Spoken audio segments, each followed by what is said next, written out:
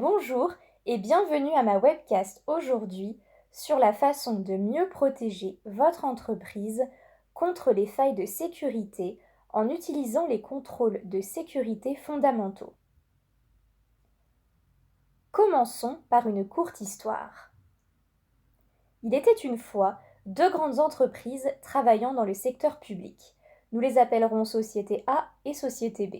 Les deux sociétés avaient un point commun, elles étaient la cible de cyberattaques constantes, en interne comme en externe. Elles étaient toutes deux sujettes à de nombreuses normes de conformité et occupées à s'assurer que leurs opérations et systèmes d'information fonctionnaient correctement. Là s'arrête leur similitude. La société A était en plein milieu d'une sérieuse fuite de données. Son équipe IT tentait d'en atténuer les dégâts, essayait de comprendre l'origine de la faille et de la combler pour éviter qu'elle ne se reproduise. En même temps, elle était en train de mettre en place la norme GPG 13, une exigence pour se connecter à un réseau du secteur public et tentait également d'être conforme à la norme PCI DSS comme il percevait des paiements du public. Il y avait également un problème d'indisponibilité des systèmes critiques. Essayer d'établir la cause profonde de cette fuite était chronophage et souvent accompagné d'un manque de responsabilité. Bien que l'organisation B soit constamment la cible de pirates informatiques et confrontés au risque permanent de menaces d'initiés, ils n'avaient pas de telles préoccupations. Ils étaient conformes et ne s'inquiétaient pas d'une dérive de conformité. Lorsqu'un processus métier échouait, il était beaucoup plus simple pour eux de comprendre pourquoi et de réactiver cette fonctionnalité. Comment se fait-il que l'organisation B soit si foncièrement différente de l'organisation A? Et qu'ont-ils fait de différent? La réponse est très simple, les contrôles fondamentaux. Que sont les contrôles fondamentaux? Les contrôles fondamentaux sont ou devraient être la base de toute posture de sécurité informatique. Ils sont les fondations dans la conception d'une stratégie de sécurité. Les contrôles fondamentaux ont été conçus en 2008 par l'Institut SAMES avant d'être transférés aux sentinelles du CIS Center of Internet Security en 2015. Le top 20 des contrôles fondamentaux ont été développés par des experts sécurité du secteur. Ils représentent une base de référence et un point de départ pour chaque société, quel que soit leur type et leur taille. Les chiffres indiquent qu'en mettant en œuvre les 5 premiers contrôles CIS, vous pouvez réduire le risque de cyberattaque d'environ 85%. En implémentant les 20 contrôles, le risque diminue de 94%. La mise en œuvre d'une base solide en implémentant les 5 premiers contrôles vous permettra de réduire la majorité des risques et de construire sur un socle stable et efficace. Pourtant, si ces contrôles fondamentaux sont si élémentaires, pourquoi toutes les entreprises ne les ont pas encore mis en œuvre?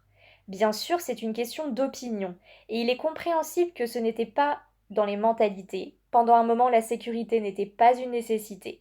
Pourtant, très rapidement, les brèches, menaces d'initiés et même les logiciels malveillants sont devenus la norme. Pour maîtriser tout cela, les entreprises ont commencé à mettre en place des mesures préventives pour endiguer la marée et l'arrêter rapidement et contrôler autant de menaces que possible.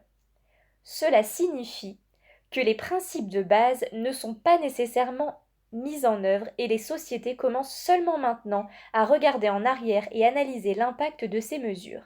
Ils ont pris conscience qu'ils ont dépensé beaucoup d'argent et de ressources à essayer de lutter contre les incendies plutôt que d'adopter les principes de base qui leur auraient permis de réduire leur posture de risque, mais aussi économiser beaucoup de temps et d'argent. Maintenant que nous avons expliqué pourquoi il y a besoin de se concentrer sur la mise en place d'une base solide pour l'implémentation d'un plan de sécurité, il existe des fournisseurs de solutions tels que Tripwire capables de fournir des solutions pour les contrôles de sécurité qui sont essentiels à toute bonne politique de sécurité. Examinons plus en détail les principaux contrôles fondamentaux que nous aborderons. L'analyse des ressources, les configurations de sécurité, l'évaluation des vulnérabilités et la gestion des journaux. Premièrement, l'analyse des terminaux. Comprendre ce qui se trouve sur votre réseau. Les chercheurs et analystes ont prévu qu'en 2020, les objets connectés dépasseraient une valeur comprise entre 20 et 50 milliards. Ces dispositifs deviennent plus dynamiques avec les machines virtuelles, constamment allumées puis éteintes, les appareils se connectant à différents réseaux et les pilotes informatiques souvent modifiés. Tous ces changements compliquent la gestion et la protection des terminaux qui apparaissent et disparaissent du réseau. Lorsque nous ne sommes pas en mesure de surveiller ces terminaux dynamiques, nous disposons d'une visibilité restreinte. Il est important d'avoir une visibilité de ces appareils sur votre réseau parce que vous ne pouvez pas gérer ce que vous ne pouvez pas voir. Il est très difficile d'identifier les appareils qui ne devraient pas être sur votre réseau. Il est également important d'identifier les différents canaux afin de pouvoir les contrôler. S'ils ne sont pas contrôlés, votre capacité à les protéger et à prouver leur conformité est limitée. L'augmentation du nombre d'appareils et d'applications installées sur ces appareils élargissent le champ d'attaque. Ces éléments incluent des logiciels inutiles ou même des services inutiles, ceux qui ne sont pas à jour ou non patchés. Vous devez connaître ces éléments pour pouvoir les protéger ou au moins les désactiver si vous n'en avez pas besoin. Maintenant, abordons les configurations de sécurité. La grande majorité des appareils sont par défaut non sécurisés et nous ne pouvons pas compter sur les utilisateurs finaux pour les reconfigurer. Les configurations de sécurité permettent de renforcer la sécurité des appareils en définissant des paramètres sécurisés pour définir un état fonctionnel connu. Une fois les configurations renseignées, nous pouvons les utiliser pour détecter les changements et comprendre en quoi un changement est bon ou mauvais. Savoir si un changement est bon ou mauvais aide à distinguer entre le statu quo et une faille de sécurité. Il est difficile d'établir des distinctions lorsque nous n'avons pas le détail précis du changement. Qu'est-ce qui a changé? Quand a-t-il changé? Qui l'a modifié? Lorsqu'un mauvais changement se produit, comment revenir à l'état souhaité? Il peut prendre du temps et des ressources précieuses pour défaire un mauvais changement inapproprié ou même de déterminer les mesures à prendre pour remettre l'appareil en bon état. C'est un moment où l'attaquant pourrait prendre l'avantage. Ensuite, la gestion des vulnérabilités. Les vulnérabilités, un dispositif ou un logiciel non patché sont des points d'entrée pour les attaquants. Cependant, pour la plupart des entreprises, il y a trop de vulnérabilités et pas assez de personnel pour toutes les prendre en charge. Vous ne pouvez pas tout patcher. Il est donc nécessaire d'identifier en premier les risques les plus importants. Mais il est difficile de savoir exactement ce qu'il faut traiter en premier, comment prioriser les risques de vulnérabilité et allouer les ressources au bon endroit. La première façon est d'examiner l'impact potentiel d'une attaque réussie. Quels dégâts seront engendrés? Quelle est l'importance de la cible pour l'entreprise? Les attaquants ont également des ressources limitées, donc, tout comme nous, utilisent aussi l'automatisation en allant vers la cible la plus accessible. En identifiant les vulnérabilités ciblées par l'attaquant, vous pouvez vous concentrer sur leur correction en priorité. Par exemple, si une vulnérabilité est détectée par un kit d'exploitation, il va être facile d'exploiter cette vulnérabilité. Elle aura donc une priorité plus importante. Enfin, parlons de la gestion des journaux, le plus négligé et non priorisé des contrôles fondamentaux. L'exploitation des données est nécessaire pour la détection et l'investigation des incidents. Mais les journaux sont souvent désactivés, supprimés ou même manipulés. Il est important de s'assurer que la collecte des données soit et reste toujours activée. Mais l'exploitation des données peut créer de nombreuses informations, parfois trop, et de nombreuses alertes. Et vous avez besoin de quelqu'un pour prendre connaissance de toutes ces données, ce qui peut être très chronophage.